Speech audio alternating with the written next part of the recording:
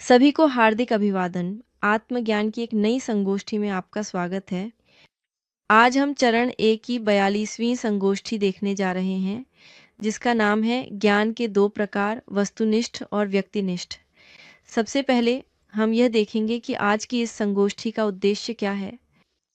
इस संगोष्ठी का उद्देश्य यह है कि हम वास्तव में, वास्तविक अर्थ में ज्ञान शब्द की गहराई को समझ सकें। समझें कि 2 प्रकार के ज्ञान होते हैं और हम उन्हें अलग-अलग पहचानना सीखें। एक है वस्तुनिष्ठ ज्ञान, दूसरा है व्यक्तिनिष्ठ ज्ञान। इन दोनों में से एक हमारे आंतरिक विकास, हमारे आंतरिक कार्य के लिए उपयोगी है, जबकि दूसरा नहीं। इसके विपरीत यह एक बाधा बन सकता है और हमारी चेतना के विकास के लिए नकारात्मक परिणाम ला सकता है। उस व्यक्तिनिष्ठ या नकारात्मक ज्ञान का अत्यधिक संचय किसी व्यक्ति को आत्म साक्षात्कार या आंतरिक कार्य करने के महत्वपूर्ण अवसर से वंचित कर सकता है, जिससे उसके व्यक्तिगत विकास की प्रक्रिया भी बाधित हो सकती है। इसीलिए यह ज़रूरी है कि हम इन दोनों प्रकार के ज्ञान में अंतर करना सीखें और पहले वाले यानी वस्तुनिष्ठ ज्ञान को अपनाएं, जो वास्तव में हमारे आंतरिक विकास में सहायक होगा। तो आइए अब इस विषय पर बात करना शुरू करते हैं। 2 प्रकार के ज्ञान के बारे में बात करने के लिए हमें 2 दुनियाओं के बारे में भी बात करनी होगी। एक है बाहरी दुनिया और दूसरी है आंतरिक दुनिया। बाहरी दुनिया वह है जो हमें चारों ओर दिखाई देती है, जहाँ हमें शहर, लोग, गाड़ियाँ और भौतिक वस्तुएं मिलती हैं। हमारे चारों ओर जितनी भी जड़ या चेतन वस्तुएं हैं, वे सब हमें इसी बाहरी दुनिया में ही मिलती हैं। यही हमारी बाहरी दुनिया है। इसी में हमें हर तरह की परिस्थितियाँ भी मिलती हैं, चाहे वे सुखद हों या दुखद, और ये सब भी उसी बाहरी दुनिया का ही हिस्सा हैं। और एक और दुनिया है जो हमारी आंतरिक दुनिया भी है। इस आंतरिक दुनिया में हमें कई तरह की वास्तविकताएं मिलती हैं। एक वास्तविकता है हमारी स्वतंत्र चेतना, जो हमारी चेतना का 3% है। हमारे भीतर की वह सच्ची शाश्वत चीज़ है जो स्पर्शनीय नहीं है, जिसे हमारे 5 बाहरी इंद्रियों से महसूस नहीं किया जा सकता। वही इंद्रियां जो इस बाहरी दुनिया को महसूस करती हैं, लेकिन हमारी दृष्टि, सुनने की शक्ति, सूंघने की शक्ति, कोई भी बाहरी इंद्रिय ये नहीं महसूस कर सकती कि हमारी चेतना क्या है, आत्मा, हमारे भीतर का ईश्वर। ये हमारे भीतर ही है, यही हमारे भीतर की वास्तविक, सच्ची और शाश्वत चीज़ है, और ये हमारे आंतरिक संसार का हिस्सा है। उस आंतरिक संसार में भी एक और वास्तविकता के स्तर है। हमारी 97% सार या ऊर्जा किसी ऐसी चीज़ में बंद या कैद है, जिसे हम आमतौर पर मनोवैज्ञानिक दोष कहेंगे। डर, चिंता, निराशा, बुरी आदतें, आलोचना, ईर्ष्या, ये सभी मनोवैज्ञानिक दोष हमारी चेतना या हमारे सार के एक हिस्से को फंसाकर रखते हैं, जो अभी चेतना नहीं है, क्योंकि वह हमारी ऊर्जा में फंसा हुआ है। और यही हमारे आंतरिक संसार का दूसरा यथार्थ होगा। हमारी आंतरिक मनोवैज्ञानिक अवस्थाएं, हम क्या सोचते हैं, क्या महसूस करते हैं, क्या चाहते हैं, क्या करते हैं, ये सब हमारे अपने आंतरिक प्रवृत्तियों के अनुसार ही होते हैं। वही चीज़ जो हमें कुछ करने के लिए प्रेरित करती है, वही जो हमें सोचने के लिए, महसूस करने के लिए उकसाती है। यह सब हमारे आंतरिक संसार का हिस्सा है, जिसे हम अपनी बाहरी इंद्रियों से नहीं देख सकते, न ही छू सकते हैं, लेकिन फिर भी वह मौजूद है। यहाँ तक कि हम अपना ज़्यादातर समय अपने आंतरिक संसार में ही बिताते हैं, बाहरी संसार की तुलना में। यही सबसे बड़ी वास्तविकता है। बाहरी दुनिया, हाँ, वह मौजूद है, लेकिन बाहरी दुनिया में मौजूद अधिकांश चीज़ें क्षणिक होती हैं। आंतरिक संसार भी मौजूद है, लेकिन आंतरिक संसार में जो कुछ है वह कहीं अधिक रोचक है, क्योंकि वहाँ हमें 3% स्वतंत्र और शाश्वत चेतना मिलती है, और 97% ऊर्जा, जो भले ही बंधी हुई है फिर भी शाश्वत है, वह भी क्षणिक नहीं है। इससे हमें यह समझने में मदद मिलती है कि हमारा महत्व क्या है, यानी इस आंतरिक संसार का क्या महत्व है, और यह कितना ज़रूरी है कि हम इस आंतरिक संसार पर ध्यान देना शुरू करें। बाहरी संसार में हमें एक ऐसा ज्ञान मिलता है जो ठीक उसी तरह जैसे बाहरी संसार की हर चीज़ क्षणिक है, और वह है व्यक्तिपरक ज्ञान। और आंतरिक संसार में हमें एक अलग प्रकार का ज्ञान मिलता है, जो है वास्तविक ज्ञान, वस्तुनिष्ठ ज्ञान। इसीलिए यूनानियों ने कहा था, मनुष्य स्वयं को जानो और तुम ब्रह्मांड और उसकी दिव्यता को जान लोगे। क्योंकि पूरा ब्रह्मांड हमारे भीतर ही उस वस्तुनिष्ठ ज्ञान के रूप में मौजूद है, जिसे इस समय हमारे लिए सुलभ नहीं है। लेकिन यदि हम स्वयं को जानने के लिए उचित प्रयास करें, तो हम उसे प्राप्त कर सकते हैं। तो आइए अब इन दोनों प्रकार के ज्ञान, व्यक्तिपरक ज्ञान और वस्तुनिष्ठ ज्ञान के बारे में थोड़ा-थोड़ा बात करें। आइए हम व्यक्तिपरक ज्ञान के बारे में बात करना शुरू करते हैं। जैसा कि हमने अभी थोड़ी देर पहले कहा था, यह हमारे बाहरी संसार से संबंधित है और इसका संबंध अवधारणाओं, बौद्धिकता और विश्वास से है। जब से हम बहुत छोटे होते हैं, हम व्यक्तिपरक ज्ञान प्राप्त करना शुरू कर देते हैं और ये वे सभी अवधारणाएं होती हैं जो हमारे आसपास के लोग और परिस्थितियां हमारे भीतर स्थापित करती हैं। बहुत छोटे से ही हमें एक भाषा सिखाई जाती है। उदाहरण के लिए, हमें कैसे बोलना चाहिए, हमें चीज़ों को कैसे नाम देना चाहिए, हमें किस तरह से संवाद करना चाहिए। हमें बताया जाता है कि कुछ रंग होते हैं, कि कुछ स्वर होते हैं। हमें ढेर सारे अवधारणाएँ देना शुरू कर दी जाती हैं, उस देश के बारे में जहाँ हम रहते हैं, हमारी संस्कृति के बारे में, जो उस व्यक्तिपरक ज्ञान का हिस्सा है। ये व्यक्तिपरक ज्ञान धीरे-धीरे हमारे भीतर धीरे-धीरे जमा होना शुरू हो जाता है। इस ज्ञान का बहुत बड़ा हिस्सा समाज में जीवित रहने के लिए आधार बनता है। लेकिन एक समय ऐसा आता है जब यह ज्ञान का संचय हमारी आध्यात्मिक प्रगति के लिए समस्या बनने लगता है। क्यों?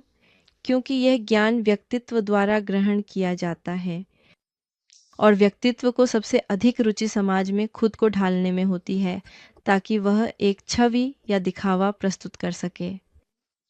हम चाहते हैं कि लोग हमें अच्छे इंसान, अच्छे माता-पिता, भाई-बहन, बेटे-बेटी के रूप में देखें, कि वे हमें पढ़ाई करने वाले या पढ़े-लिखे व्यक्ति के रूप में देखें, कि हमारे पास खास डिग्रियां हैं। इस समाज में जिसमें हम रहते हैं, इस बाहरी दुनिया में, एक चीज़ है जिसे दिखावा या बाहरी रूप कहा जाता है और इस दिखावे के भीतर ही सफलता या असफलता की छवि भी शामिल है। इस समाज में जिसमें हम रहते हैं, ये कहा जाता है कि जो व्यक्ति सफल हो सकता है, वह है जिसने बड़ी मात्रा में व्यक्तिपरक ज्ञान इकट्ठा किया है, यानी विभिन्न विषयों के बारे में अवधारणाएं। हम व्यक्तिपरक ज्ञान अक्सर किंडरगार्टन, प्री किंडर, प्राथमिक विद्यालय और पढ़ाई के शुरुआती वर्षों में प्राप्त करते हैं। इसके बाद हम माध्यमिक विद्यालय या उच्च माध्यमिक विद्यालय, या जैसा कि आपके अपने देशों में इसे कहा जाता है, वहाँ जाते हैं। फिर हम विश्वविद्यालय जाते हैं, जहाँ हम पेशेवर डिग्री पढ़ते हैं जो हमें दुनिया या समाज में आगे बढ़ने में मदद करेगी। इसके बाद हम विशेषज्ञता, मास्टर्स, डॉक्टरेट्स करते हैं, क्योंकि केवल बुनियादी ज्ञान पर्याप्त नहीं, हमें लगातार ज्ञान इकट्ठा करना होता है। समस्या यह नहीं कि हम अपनी बाहरी दुनिया में क्या हो रहा है, इसके बारे में जानते हैं। समस्या यह है कि जिस तरह वह ज्ञान इकट्ठा किया जाता है, वह सही तरीका नहीं है। वह इसलिए इकट्ठा किया जाता है क्योंकि जितनी ज़्यादा डिग्रियां हमारे पास दीवार पर हों, उतना ही हम दिखा सकते हैं या दिखावा कर सकते हैं कि हम सफल हैं या अच्छा कर रहे हैं, कि हम समाज में सफल हैं। लेकिन जिस तरह से ये ज्ञान इकट्ठा किया जाता है, वह पूरी तरह से गलत है। एक बच्चा जब वह बहुत ही छोटा होता है, तभी से ये ज्ञान इकट्ठा करना शुरू कर देता है और इस ज्ञान को इकट्ठा करने का सबसे आम तरीका है रटकर याद करना। व्यक्ति या इस मामले में बच्चा को अपने शिक्षकों द्वारा कही गई हर बात को याद करना शुरू करना पड़ता है।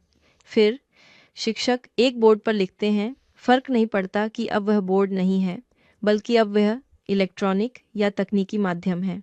लेकिन विचार यह है कि उन बच्चों को जो सुन रहे हैं, एक ज्ञान दिया जाए और उन्हें यह विश्वास दिलाया जाए कि जो ज्ञान वे प्राप्त कर रहे हैं, वही सत्य है। और चूंकि वह सत्य है, तो हमें उसे बिना किसी छानबीन के स्वीकार करना होगा, हमें उसे बिना किसी विचार के स्वीकार करना होगा। जो सत्य इस समय मुझ पर थोपा जा रहा है, मुझे उसे स्वीकार करना है, मुझे मानना है कि वह सही है।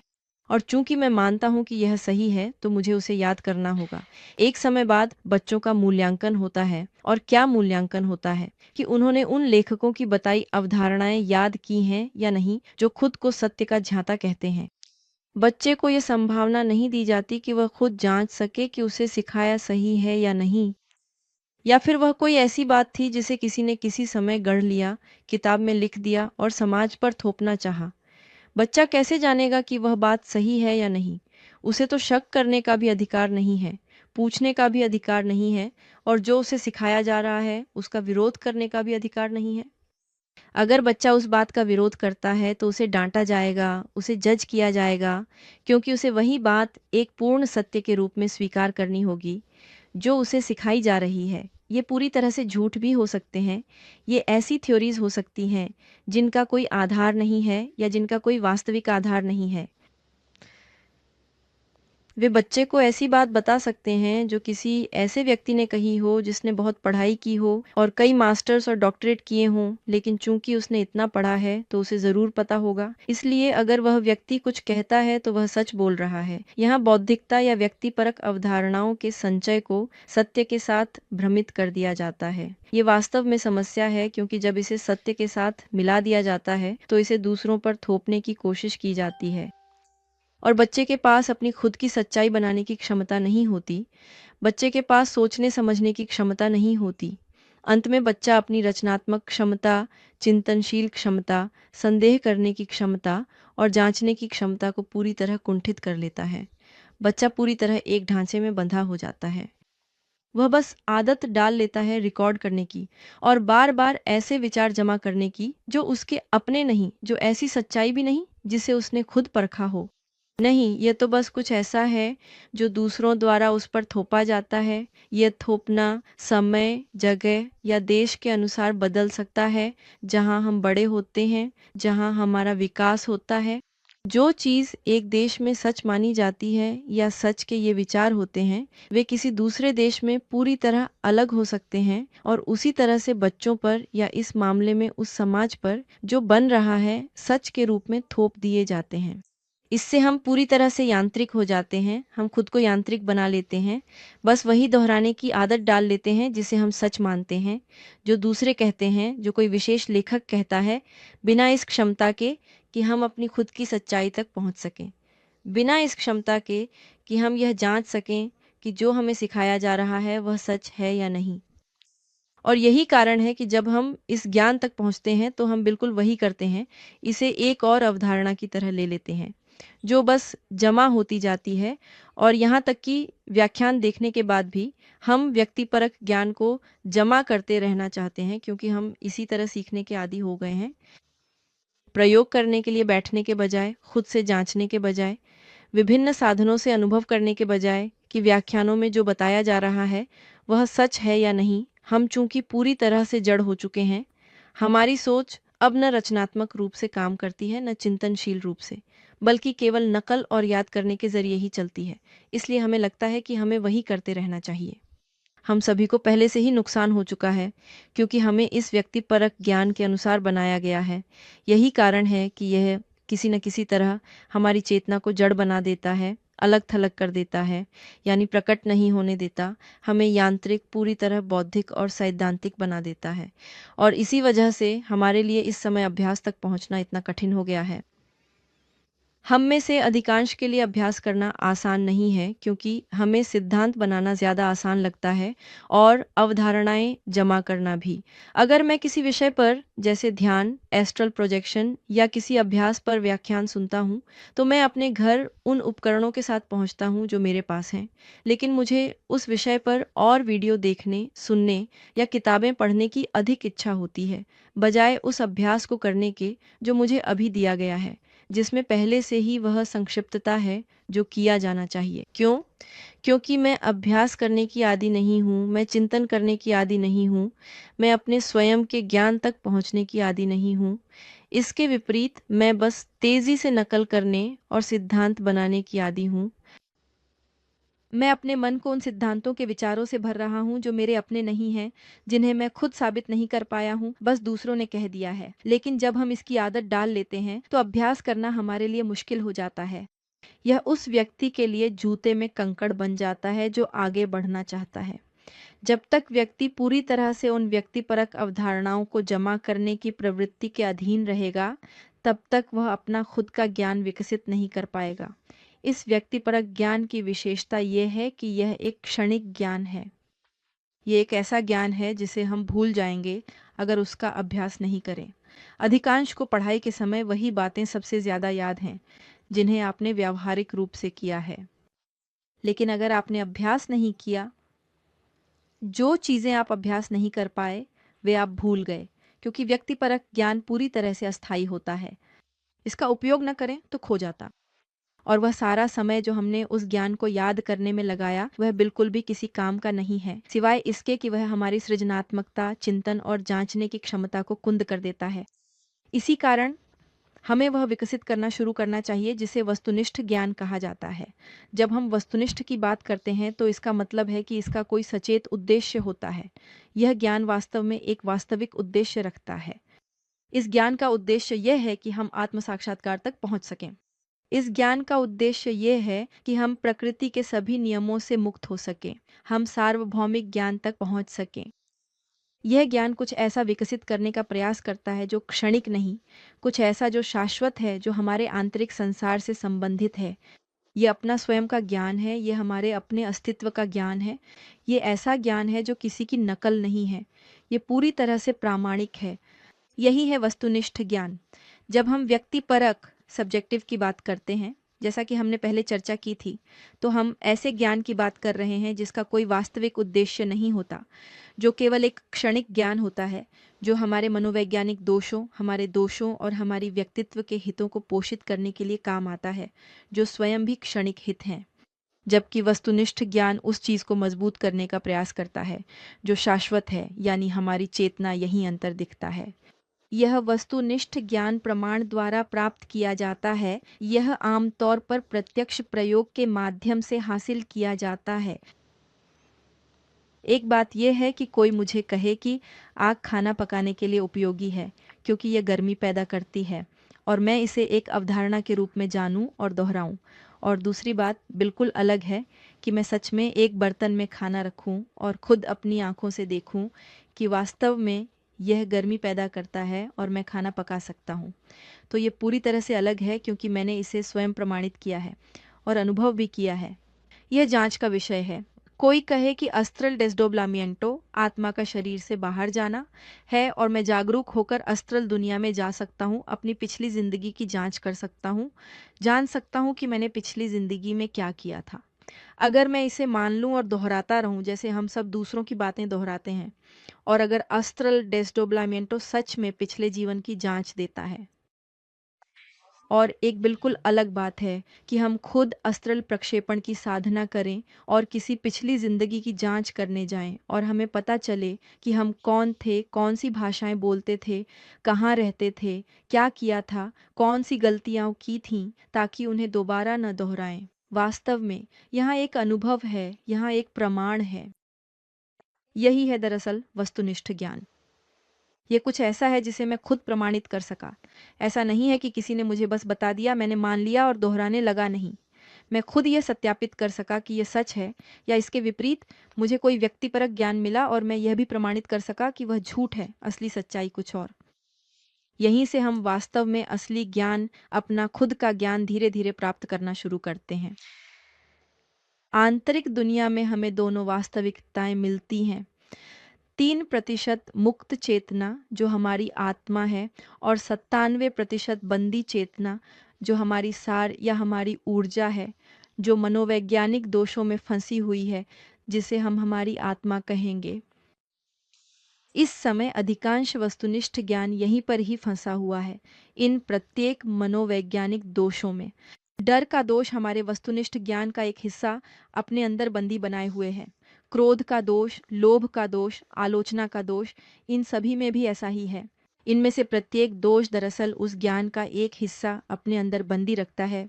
जैसे जैसे हम मनोवैज्ञानिक मृत्यु की प्रक्रिया शुरू करते हैं, ये वस्तुनिष्ठ ज्ञान मुक्त होना शुरू हो जाता है, और यहीं से हम वह प्राप्त करना शुरू करते हैं जो वास्तविक है, जो हमारी चेतना है। जब कोई व्यक्ति किसी मनोवैज्ञानिक दोष को समाप्त करता है, दोष को देखता है, तो उसे यह एहसास होता है कि यह एक दोष है। उदाहरण के लिए, जब हम आत्मनिरीक्षण करते हैं और पाते हैं कि हमारे अंदर असुरक्षा या हीनता है, तो एहसास होता है कि यह हमारी चेतना नहीं, चेतना को ऐसा महसूस करने की आवश्यकता नहीं, और हम प्रार्थना करते हैं, माँ कृपया ये दोष मुझसे दूर कर दो। उसी क्षण चेतना की चिंगारी मुक्त हो जाती है, और वह चेतना की चिंगारी अपने साथ एक ज्ञान लेकर आती है। वह प्रकाश लाती है। उस चिंगारी में प्रकाश और अग्नि थी, प्रकाश ही ज्ञान है, वही समझ है, अग्नि प्रेम है, वह करने की क्षमता है। यही वह चीज़ है जो मुक्त होती है जब भी हम किसी मनोवैज्ञानिक दोष में फंसी हुई किसी भी सार को मुक्त करते हैं। और वही प्रकाश वास्तव में उस वस्तुनिष्ठ ज्ञान का हिस्सा है। उस वस्तुनिष्ठ ज्ञान को हम जानने का ज्ञान कहेंगे। जानने का ज्ञान वे सभी चिंगारियां हैं जो मनोवैज्ञानिक मृत्यु के साथ स्वतः ही मुक्त होती हैं। लेकिन एक बात को समझते हैं, वह कौन सी बुद्धि है जो हमें उस चेतना की चिंगारी को मुक्त करने से मिलती है जो फंसी हुई थी। वह हमें हमारे आंतरिक संसार के बारे में एक बुद्धि देती है, लेकिन साथ ही वह हमें बाहरी संसार के बारे में भी एक बुद्धि देती है। वह चिंगारी सब कुछ जानती है, उसके पास एक सार्वभौमिक ज्ञान होता है। यह हमें उस मनोवैज्ञानिक दोष के बारे में एक बुद्धि देती है जिसे हमने अभी अभी मुक्त किया है। अगर हम हीनता के मैं की बात कर रहे हैं, जो घमंड के मैं का एक हिस्सा है, तो वह चिंगारी उस दोष के बारे में बुद्धि रखती है। इसलिए जब हमारे पास उस दोष के बारे में ज्ञान या बुद्धि होती है जिसे हमने अभी अभी समाप्त किया है, तो हम उस दोष के गुलाम नहीं रहते। अब हम उसकी रणनीतियाँ और प्रकट होने का तरीका जानते हैं। वह हमें क्या सोचने, महसूस करने और चाहने पर मजबूर करता है। जब मैं किसी मनोवैज्ञानिक दोष को समाप्त करता हूँ, तो इसका कारण है कि मैं उसे पूरी तरह समझता हूँ। इसका मतलब है कि जो चिंगारी मुक्त हुई, वह उस दोष के पूरे ज्ञान के साथ मुक्त होती है। जब वह दोष मुझे फिर गिराने की कोशिश करेगा, तो वह ऐसा नहीं कर पाएगा क्योंकि मेरे पास उसकी पूरी जानकारी और उसे पार करने की क्षमता है। इसी कारण अब मैं उस मनोवैज्ञानिक दोष की दासी नहीं हूँ और वह मुझे फिर से गिरा नहीं पाएगा। इसी तरह हम खुद को मुक्त करना शुरू करते हैं। वहाँ मुझे मनोवैज्ञानिक दोष के बारे में एक ज्ञान, एक वस्तुनिष्ठ समझ मिली। लेकिन होता यह है कि वह वस्तुनिष्ठ ज्ञान केवल उसी रूप में प्रकट नहीं होता। हम फिर से यूनानियों की उस कहावत पर लौटते हैं, मनुष्य स्वयं को जानो और तुम ब्रह्मांड और उसकी दिव्यता को जान लोगे। वह चिंगारी जो मुक्त हुई है, वह बाहरी दुनिया के बारे में एक ज्ञान लेकर आती है। ये कारण है कि जब आप लोग मनोवैज्ञानिक दोष पर अध्ययन कर उसे चलते फिरते मृत्यु और चिंतनशील मृत्यु दोनों में समाप्त कर देते हैं, तब सचेत रूप से एस्ट्रल यात्रा पर निकलते हैं, तो आपको शिक्षाएं और ज्ञान मिलने लगते हैं जिनकी आपने कभी उम्मीद नहीं की थी। वे आपको ले जाते हैं अन्य ग्रहों पर जीवन, अन्य सभ्यताओं को जानने के लिए और भी समझने के लिए। अगर उदाहरण के लिए आपने किसी विशेष दोष का अध्ययन किया है जो आपकी ऊर्जा चुरा रहा था, तो फिर एस्ट्रल जगत में आपको ऊर्जा बचाने के तरीके, ऊर्जा के प्रबंधन और ब्रह्मांड में मौजूद ऊर्जा के प्रकारों के बारे में जानकारी मिलती है। आपको सौर ऊर्जा के बारे में ज्ञान मिलता है। आपको यह भी जानकारी मिलती है कि उदाहरण के लिए ऐसी बैटरी कैसे बनाई जाए जो कभी खत्म न हो। और ये सभी ज्ञान आप उम्मीद भी नहीं कर रहे होते, लेकिन आपको मिलते हैं क्योंकि यह अनुपातिक है, यह अनुरूपता का नियम है। अगर मैं खुद को जानने में सफल हो जाती हूँ, अगर मैं अपने अहंकार और अपनी कमियों में फंसी हुई आत्माओं को मुक्त करने में सफल हो जाती हूँ, तो स्वचालित रूप से, क्योंकि हम ब्रह्मांड का एक नक्शा है, क्योंकि हम में से हर एक ब्रह्मांड का एक नक्शा है, हमें बाहरी दुनिया के बारे में ज्ञान प्राप्त होगा। और यही कारण है कि वास्तव में वे लोग जिन्होंने दीक्षा का हिस्सा बनने में सफलता पाई, जैसे कि उदाहरण के लिए लियोनार्डो दा विंची इटली में, जो एक वैज्ञानिक भी थे और एक कलाकार, एक चित्रकार भी थे। वे श्वेत लॉज के एक दीक्षित थे और उन्होंने अपने आंतरिक संसार पर कार्य करते हुए अपने समय से बहुत आगे के ज्ञान प्राप्त करना शुरू कर दिया था। एस्ट्रल जगतों में वे इस तरह के ज्ञान प्राप्त करने लगे थे, जैसे कि उदाहरण के लिए एक विमान कैसे बनाया जाए। ये ऐसे ज्ञान थे जो उस समय की किसी भी अकादमी में, यहाँ तक कि सबसे उच्च अकादमी में भी नहीं मिल सकते थे, क्योंकि ये वे ज्ञान हैं जो आंतरिक संसारों में मनोवैज्ञानिक मृत्यु के कार्य के कारण प्राप्त होते हैं। यहीं पर हमें यह समझ में आता है कि हमें बाहरी रूप से उस क्षणिक और सीमित व्यक्तिपरक ज्ञान को इकट्ठा करने की आवश्यकता नहीं है, क्योंकि व्यक्तिपरक ज्ञान बहुत सीमित होता है, जबकि हम अपने भीतर वह सारा ज्ञान पा सकते हैं जो हम चाहते हैं। इसी कारण इस पाठ्यक्रम का नाम आत्मज्ञान है, क्योंकि सभी उत्तर हमारे भीतर ही हैं और सारी बुद्धि भी हमारे अंदर ही मौजूद है। चेतना की क्रांति के 3 कारकों के माध्यम से हम न केवल उस ज्ञान को विकसित कर पाएंगे जो जानने से संबंधित है, बल्कि हम उस अवस्था तक भी पहुंचेंगे जिसे अस्तित्व का ज्ञान कहा जाता है। मनोवैज्ञानिक मृत्यु के साथ जो सारी चिंगारियां मुक्त हुई थीं, अब हम उन्हें आध्यात्मिक जन्म के कार्य के माध्यम से एकीकृत करेंगे। जब कोई व्यक्ति अपने विपरीत लिंग के स्थायी साथी के साथ एकजुट होता है और अपनी ऊर्जा का रूपांतरण करना शुरू करता है, तो मनोवैज्ञानिक मृत्यु के माध्यम से जो भी सार उसने मुक्त किया है, वे सभी उसकी रीढ़ की हड्डी में एकत्रित हो जाते हैं। इससे वह शक्ति जागृत होती है जिसे कुंडलिनी की अग्नि कहा जाता है, और यह आरोही कुंडलिनी, यही पवित्र आत्मा, रीढ़ की हड्डी के माध्यम से ऊपर उठने लगती है और ऐसे ज्ञान केंद्रों को जागृत करती है जिनमें और भी अधिक ज्ञान छिपा होता है। यहाँ हम एक आत्मज्ञान पाएंगे, एक और भी गहरा ज्ञान। पहले वाला भी आत्मज्ञान था, लेकिन यह एक और भी गहरा ज्ञान है क्योंकि यह हमारे भीतर के देवता का ज्ञान है। अब यह ज्ञान जानने का नहीं बल्कि हमारे भीतर के देवता का है।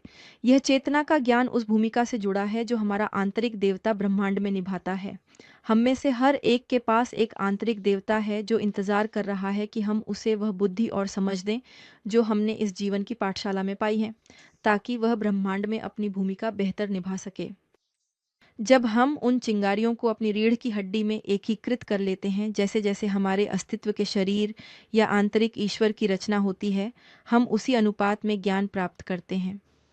यहाँ हम मानवता के लिए बलिदान को भी एक ऐसे तत्व के रूप में पाएंगे जो हमें शक्ति देता है, जो हमें उत्साह देता है, जो हमें मनोवैज्ञानिक मृत्यु और आध्यात्मिक जन्म दोनों का अभ्यास करने के लिए प्रेरणा देता है।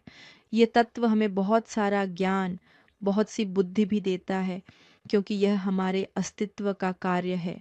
हमारे पिता का कार्य है बुद्धि देना, और सीखने का सबसे अच्छा तरीका, इसमें कोई संदेह नहीं, सिखाना है। जब हम यह ज्ञान दूसरों को सिखाते हैं तो हम भी बुद्धि प्राप्त कर रहे होते हैं, हम भी वस्तुनिष्ठ ज्ञान प्राप्त कर रहे होते हैं। जब मैं सिखाता हूँ तो मैं सीखता भी हूँ। जब मैं सिखाता हूँ तो मैं अपने शब्दों में ऐसी बातें कह देता हूँ जिनके बारे में मुझे खुद भी नहीं पता था कि मैं जानता हूँ। और यह हमारे साथ कई बार होता है जब हम प्रशिक्षक, वक्ता या बस किसी और को सिखाना शुरू करते हैं। हम बोलना शुरू करते हैं, सिखाते हैं, दूसरों को समझाने के लिए प्रयास करते हैं, और कई बार ऐसी बातें कह जाते हैं जो हमें खुद भी नहीं पता थीं। और हम खुद से पूछते हैं, अच्छा, मैंने यह कहाँ से सीखा? लगता है जैसे मेरा अस्तित्व शब्द के माध्यम से मुझे अधिक बुद्धिमत्ता या ज्ञान दे रहा हो। वह वस्तुनिष्ठ ज्ञान केवल अभ्यास के माध्यम से ही प्राप्त किया जा सकता है, चेतना की क्रांति के 3 कारकों के अभ्यास से। जैसे जैसे हम ये आंतरिक शरीर बनाते हैं, हम अपने भौतिक प्राणिक शरीर का पुनर्जनन करते हैं, अपना एस्ट्रल, मेंटल, कॉजल शरीर बनाते हैं और बौद्धिक तथा आत्मिक शरीर से एक हो जाते हैं, वैसे वैसे हमें अपने अस्तित्व का वह ज्ञान प्राप्त होता है जिसे हम 7 चेतनाएं भी कहेंगे। भौतिक शरीर का पुनर्जनन हमें यह सक्षम बनाएगा कि हम पृथ्वी तत्व और उससे संबंधित सभी चीज़ों के बारे में ज्ञान प्राप्त कर सकें, जैसे कि खेती बाड़ी, और साथ ही पृथ्वी के तत्वों के साथ संवाद भी कर सकें, जो कि ग्नोम्स और पिग्मी होते हैं। जब हम अपने प्राणिक शरीर का पुनर्जनन करेंगे तो हमें जलों के बारे में ज्ञान और उन पर अधिकार भी प्राप्त होगा, साथ ही जल के तत्वों पर भी, जो कि ओंडिनास और नेरेड्स कहलाते हैं। हम प्रकृति के तत्वों के बारे में भी ज्ञान प्राप्त करेंगे और उनके साथ संवाद कर सकेंगे।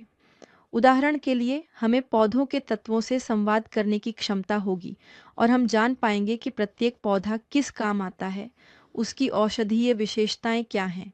इससे हमें चिकित्सा के सभी ज्ञान भी प्राप्त हो जाएंगे। जब हम अपना एस्ट्रल शरीर बनाएंगे तो हमें अग्नि के बारे में ज्ञान होगा और अग्नि के तत्वों पर अधिकार भी प्राप्त होगा, जो कि सलामैंड्रास कहलाते हैं। हम यह भी जान पाएंगे कि हमारे ग्रह और पूरे ब्रह्मांड में वह रहस्यमय तत्व अग्नि कैसे कार्य करता है। इसके अलावा हम अपने ग्रह से बाहर भी जा सकेंगे और हमारे चारों ओर मौजूद अन्य ग्रहों या तारों के बारे में, उन ग्रहों पर जीवन के बारे में और इस पृथ्वी ग्रह के बाहर मिलने वाले सभी ज्ञान के बारे में भी जानकारी प्राप्त कर सकेंगे। जब हम अपना मानसिक शरीर बनाएंगे तो हमारे पास वायु तत्व पर अधिकार पाने की अधिक संभावना भी होगी, और वायु तत्व में वास्तव में बहुत अधिक सारा ज्ञान छिपा हुआ है जो हमें जानना है। वहीं पर हमारा मन, हमारी बुद्धि पूरी तरह से खुल जाती है। हम सिल्फ और सिल्फिड्स से मिलते हैं, जो ऐसे तत्व हैं जिनके पास पूरी इतिहास, हर रचना का ज्ञान है। सिल्फ और सिल्फिड्स हमेशा से वहीं रहे हैं, मानवता की हर घटना में उपस्थित रहे हैं। एक व्यक्ति जो अपना मानसिक शरीर बनाता है, वह यह जान सकेगा कि किसी विशेष स्थान पर अलग अलग युगों में क्या क्या हुआ है, ये सब विस्तार से जान सकेगा।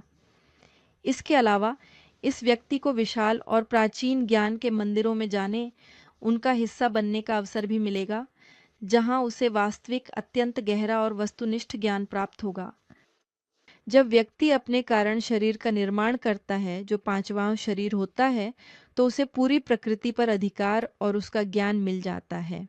प्रकृति के सभी तत्वों या सारी बुद्धि का ज्ञान मिल जाता है। इसके अलावा उस व्यक्ति को कारणों का भी ज्ञान हो जाता है। यहाँ पर हमें उदाहरण के लिए प्रकृति के आकाशिक अभिलेखों तक पहुंच प्राप्त होगी, जो हमें सृष्टि की हर चीज की उत्पत्ति का पता लगाने की अनुमति देते हैं। ये ग्रह कैसे बनाया गया, हमारे चारों ओर प्रत्येक ग्रह कैसे बनाए गए थे, यह आकाश गंगा कैसे बनी थी, ये ब्रह्मांड कैसे बना, ये सब हमें उन अभिलेखों में मिलेगा जिन तक हम तब पहुंच पाएंगे जब हम अपना कारण शरीर, कॉजल बॉडी बना लेंगे। तो ये वही आत्मज्ञान है जिसे तब प्राप्त किया जाता है जब चेतना की क्रांति के तीनों कारकों का पूर्ण अभ्यास किया जाता है। और यदि हम अपने बौद्धिक शरीर, बौद्धिक बॉडी और आत्मिक शरीर, आत्मिक बॉडी के साथ एकता प्राप्त कर लेते हैं, तो हमें और भी व्यापक ज्ञान तक पहुंच मिल जाएगी, जिसे सार्वभौमिक ज्ञान कहा जाता है। अब यदि हम वस्तुनिष्ठ ज्ञान तक पहुंचना चाहते हैं, तो हमें उसे प्रमाणित करना और अभ्यास करना होगा। और यह महत्वपूर्ण है कि हम अपना स्वयं का वास्तविक ज्ञान स्वयं के अनुभव से ही प्राप्त करें, क्योंकि हम अक्सर दूसरों का ज्ञान नकल करने के आदी हैं और वह हमारे किसी भी काम का नहीं है, चाहे वह सबसे उन्नत गुरु ही क्यों न हो। हम उस बात से पूरी तरह सहमत हो सकते हैं जो कोई गुरु कहता है या जो कोई व्यक्ति जिसे हम उन्नत मानते हैं कहता है, लेकिन वह हमारा अपना ज्ञान नहीं। गुरुओं ने हमें कुछ ऐसे उपकरण दिए हैं ताकि हम अपने स्वयं के ज्ञान तक पहुंच सकें, ताकि हम अपने भीतर के ईश्वर से जुड़ सकें। गुरुओं ने हमें वह ज्ञान इसलिए नहीं दिया कि हम उसकी नकल करें, उसे बार बार दोहराएं या उसे रट लें। नहीं, उन्होंने हमें व्यावहारिक उपकरण दिए। आप देखेंगे कि इस पाठ्यक्रम के प्रत्येक व्याख्यान जो गुरुओं द्वारा छोड़े गए हैं व्यावहारिक हैं।